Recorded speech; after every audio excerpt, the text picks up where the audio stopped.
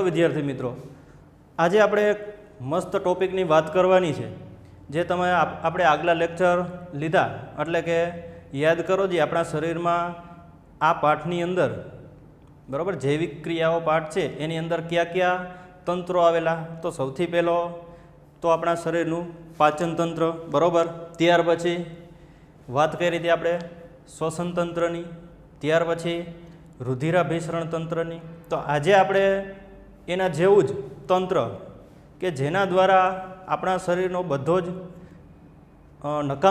નકામો પદાર્થ છે એનો છે એ નિકાલ થાય છે। ક્લિયર? તો આજે આપણે વાત કરવાની છે આપણા ઉત્સર્જન તંત્રની। શેની વાત કરવાની છે? ઉત્સર્જન તંત્ર।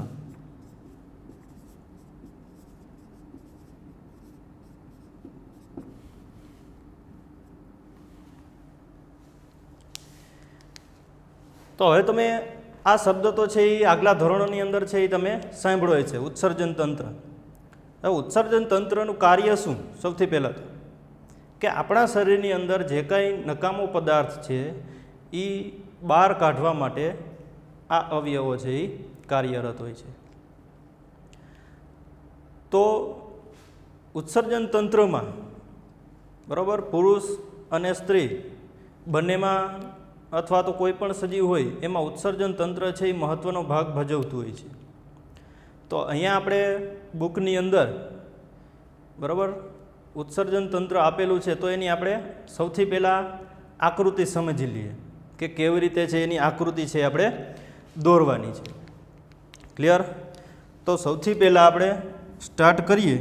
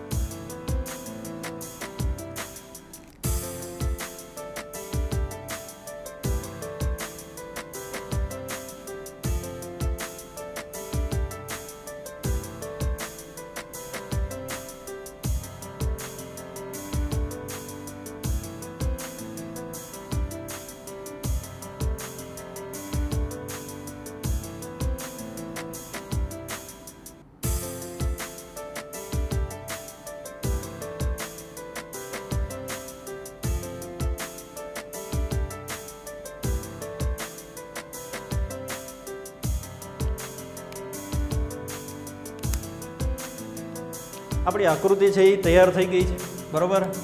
હજી એક અવયવ મેઇન અવયવ છે બરાબર, એ છે જ ખૂટે છે, તો આપણે એને પણ દોરી લઈએ।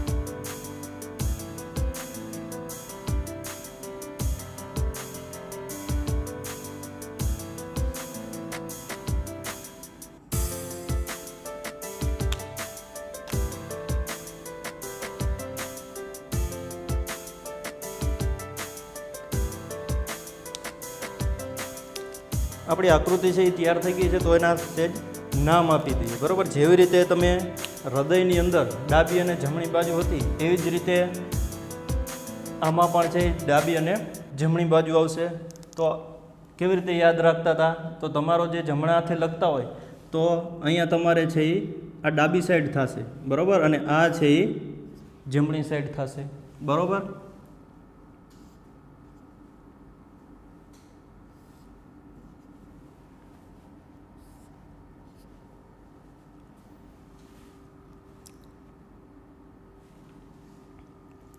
તો ચાલો ઉપરથી છે એ નામ આપતા જઈએ, બરાબર.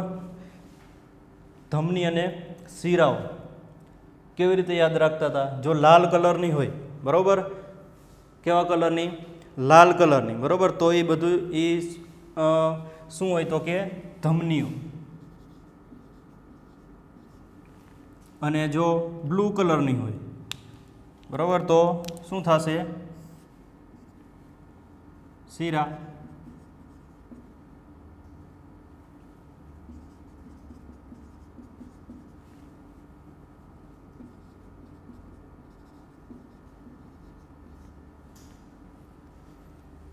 ત્યાર પછી ડાબું મૂત્રપિંડ,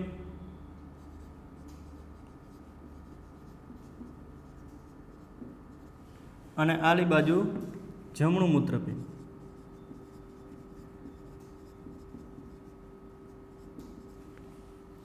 એવી જ રીતે ડાબી મૂત્રવાહિની,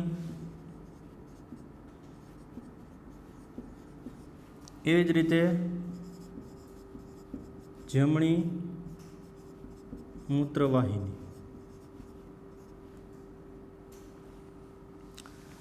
અહીંયા મૂત્રાશય અને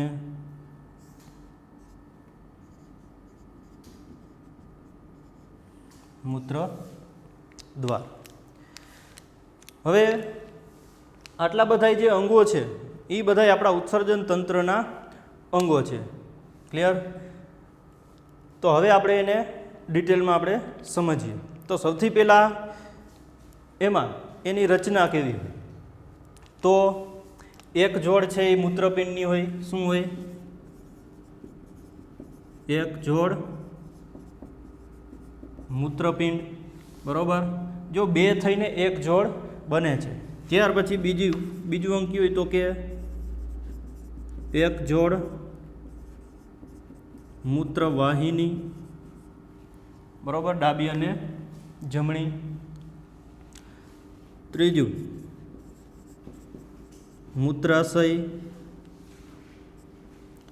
બરાબર.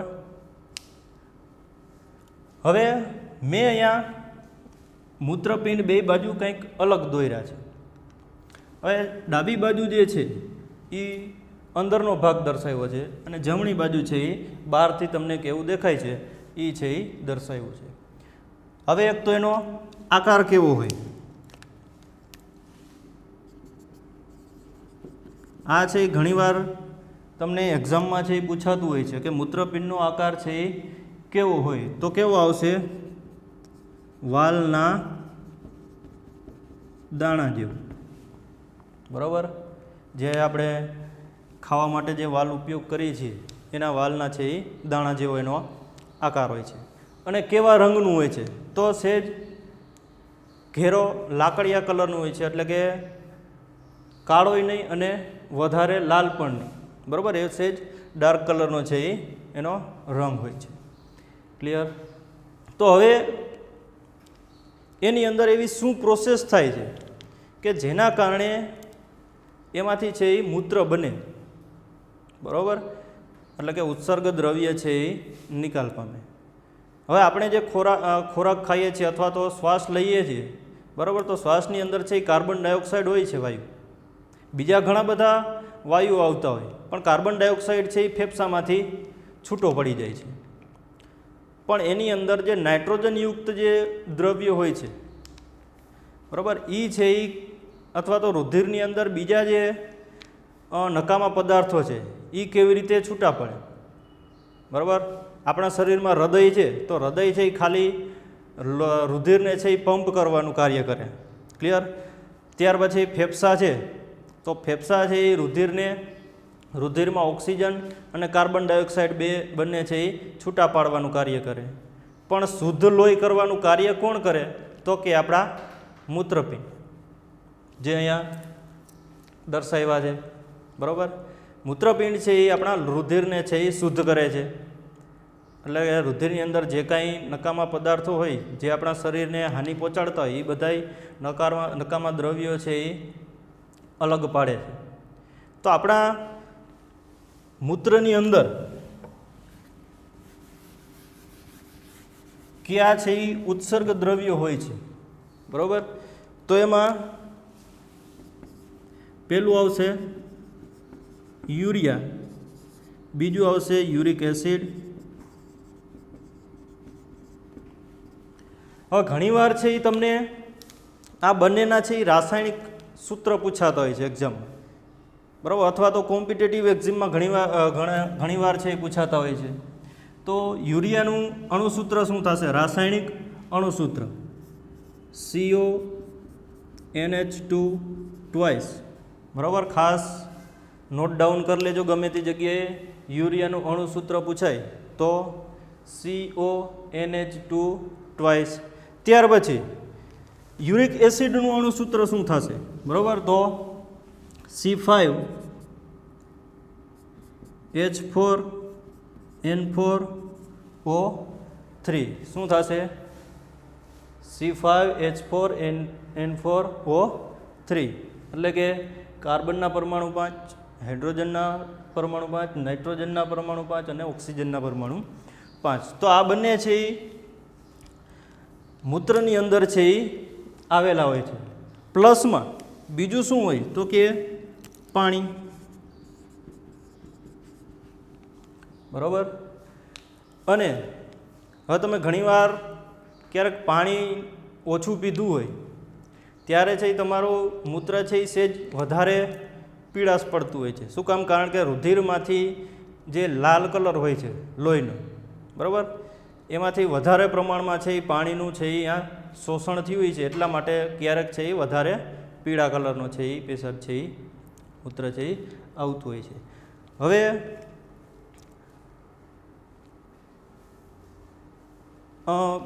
રુધિર છે એ અહીંયાથી નકામા દ્રવ્યો છે એ નીકળી ગયા. મૂત્રપિંડમાંથી જે રુધિર છે એ શુદ્ધ થઈ ગયું. બરાબર? એટલે શુદ્ધ રુધિર છે એ પાછું ધમની અને શિરાઓ દ્વારા છે એ પાછું હૃદય સુધી પહોંચશે.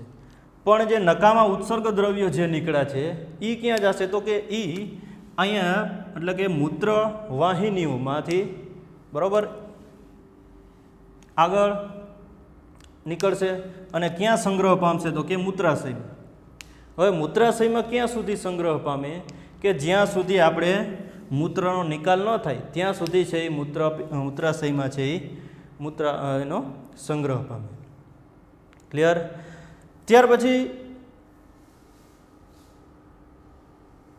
પાણી. હવે પાણીનું છે એ પુનઃ અવશોષણ થતું હોય છે, પણ ક્યાં સુધી થાય?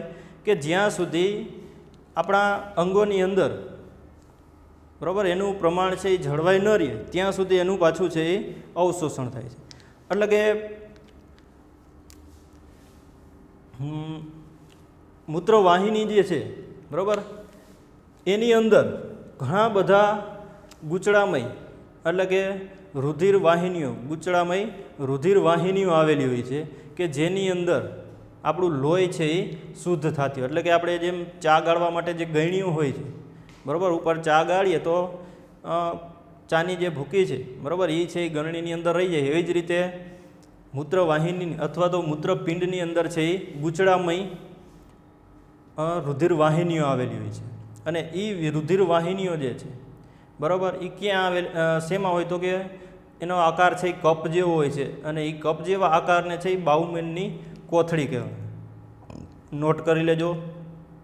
બરાબર? રુધિર વાહિનીઓ કઈ જગ્યાએ આવેલી હોય, બરાબર, તો શું આવશે? તો કે બાઉમેનની કોથળીની અંદર કપ જેવા આકારની અંદર છે એ આવેલી હોય છે. બરાબર? અહીંયાથી લોહી છે એ શુદ્ધ થતું હોય છે અને અંતે છે એ નકામો દ્રવ્ય છે, એ નકામો પદાર્થ છે, બરાબર, એ બધો છે એ મૂત્રાશયની અંદર છે એ સંગ્રહ પામતો હોય છે. હવે આ મૂત્રાશય છે એનો સંકેત એટલે કે ચેતા વાહિનીઓ જે છે અથવા તો ચેતાતંત્ર છે એ બધું આપણા શરીરની અંદર સંદેશાઓનું વહન કરતું હોય છે. એક જગ્યાએ દાખલા તરીકે તમારે હાથ ઉપાડવો છે તો ચેતા કોષો છે એ મગજને આદેશ આપશે કે હાથને ઊંચો કરવાનો છે. એવી જ રીતે મૂત્રાશયની અંદર બરાબર વાહિનીઓ છે એ અથવા તો ચેતાકોષો છે એ જોડાયેલા હોય છે અને જ્યારે મૂત્રાશય સંપૂર્ણ ભરાઈ જાય ત્યારે છે એ સંકેત આપે બરાબર મગજને, એટલે આપણે મૂત્ર માર્ગ દ્વારા છે એ આપણે મૂત્ર છે એ નિકાલ કરતા હોઈએ છીએ. તો આમાંથી કોઈને પ્રશ્ન હોય બરાબર તો મને કોમેન્ટ બોક્સની અંદર છે એ પૂછી શકો છો, અથવા તો ન સમજાય અથવા તો આકૃતિ દોરતા ન આવડે તો ફરી એકવાર છે એ વિડીયો જોઈ લેવાનો બરાબર. આવા જ ટોપિકની સાથે નેક્સ્ટ વિડીયોમાં આપણે મળશું. ત્યાં સુધી જય વિજ્ઞાન.